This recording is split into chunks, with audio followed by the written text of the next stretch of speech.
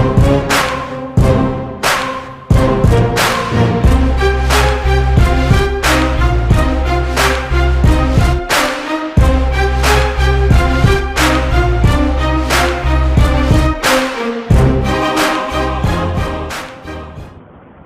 to the overload warning system using microcontroller presentation by Leonard Melvich, Bharatwaj, Karthikeyan, Sundar Ramasubramanian and Kanat Prakash for the contest Niyantra 2012.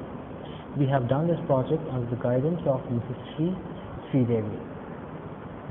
According to a report by Times of India on 12 March 2012, 80% of the fatal accidents in India occur due to electrical faults.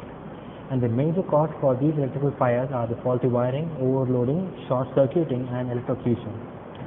Reasons for the increasing electrical fire accidents are household electrical setup, the poor management of electrical loads, faulty production circuits and negligence of safety precautions. To protect the electrical system from the overloading, there are certain existing mechanisms like the thermal overload relay or the bimagnetic overload relay, the overload trip circuits based on the temperature sensing using thermostat, and the current sensing using micro electromechanical relays. But these protection mechanisms have various flaws in them. Say for example, the circuit breaking is implemented only after the system is exposed to the hazardous high current for a few seconds, which reduces the life of the appliance. Mechanical tripping involved in these circuits are not reliable. Rebooting the system takes a lot of time as the system has to cool down. The fault identification when it comes to these protection mechanisms is also very difficult. Moreover, the thermostat-based relays may degrade with aging, which poses a serious threat to life. So we have come up with a new alternative approach to protect the circuits against overloading. And according to this approach, the user will send a request to the control system, and depending upon the current scenario and the potential overloading conditions, the request will be either granted. So the prime objective of this project is to develop a load management algorithm to manage the load in Indian household setups, to simulate a sample household scenario and apply the algorithm to check its performance, and also to build a prototype to demonstrate the working of the system using microcontroller and check for its feasibility. For this project, we have done a literature survey to check out various electronic overload protection mechanisms and analyze the pros and cons in the implementation, and developed an algorithm to implement it.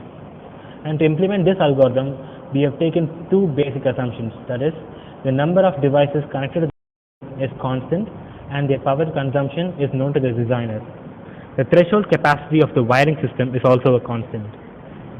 Moving on to the algorithm developed by us, when the system is first turned on, the initial status is being loaded onto the system, and the system waits for the request from the devices. When the user turns on a request for activation of one device, the system updates its status register and checks whether it is a hazardous combination or not. That is, whether the resulting combination might lead to an overload or not. In case it causes a hazardous combination, it rejects the request and warns about a potential overload. If not, it grants the request and updates the status and waits again for new requests. So then we have moved into the simulation of the algorithm using LabVIEW. The simulation of this algorithm is implemented using LabVIEW 2010. We have used three basic approaches. Among them, the first one is combinational logic approach. The hazard combinations are built using combinational logic, and the request for access is granted only when the output from hazard combination is false. This technique follows a lookup table approach. Here, the power ratings of four systems, namely A, B, C, and D, are shown. The threshold is said to be at 500 watts, up to which the wiring system can handle. Then the potentially hazardous combinations which lead to overloading are shown. For example, device A is provided with 300 watts, B is provided with 150 watts, C is provided with 200 and D is provided with 175 watts.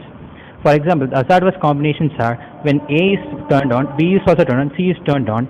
The hazardous watt exceeds 500 watts. So this leads in a hazardous condition, and thereby the system indicates in warning.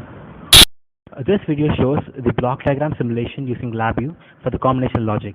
When A is turned on, there is no overload condition, and when B is turned on too, there is no overloading condition or the warning signal shown. But when C is turned on, which leads to overloading condition, the total system shuts off and there is no overload warning shown to user, indicating the overloading.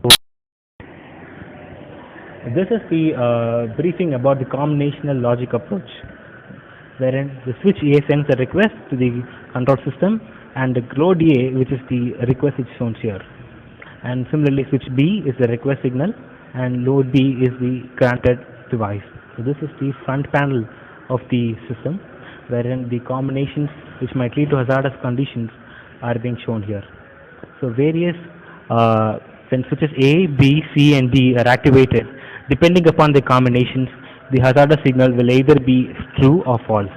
Say for example, when both A and C are activated, there will be a hazardous signal turned on to true, which will deactivate the enable signal given to the relay system, and thus leading on to a warning signal.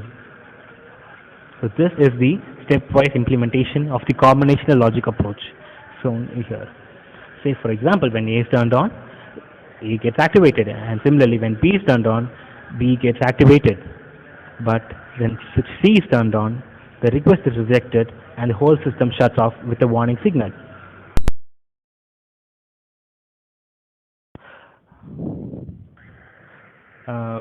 This is yet another combinational logic approach to implement the overload warning system.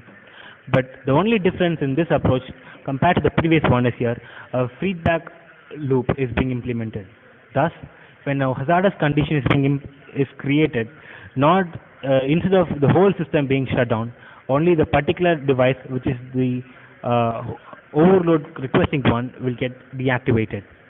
So this shows the stepwise implementation of the feedback loop enabled combinational logic approach. So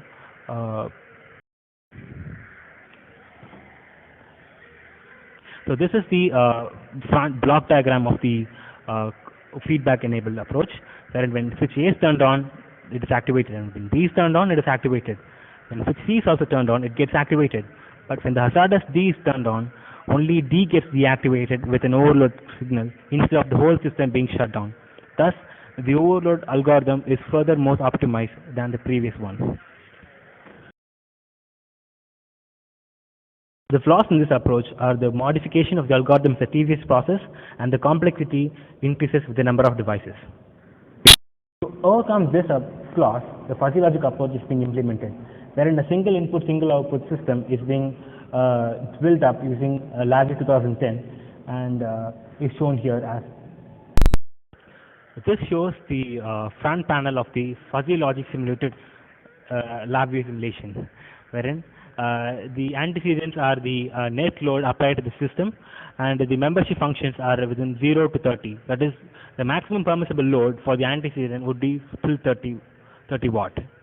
So in this single input, single output system, this shown here, the signal is being input to a relay, and when the hazardous combination is entered into the enable system. So when there is no hazard, there will be the enable will be activated, and the signal will be passed on to the load, depending upon the request signals. This is shown in the stepwise diagram as here.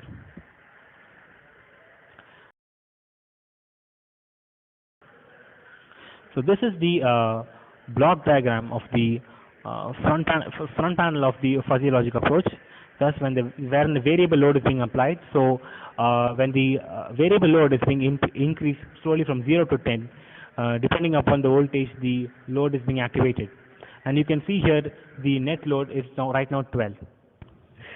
This logic cannot be implemented sequentially, and also the computational load increases with the increasing number of devices.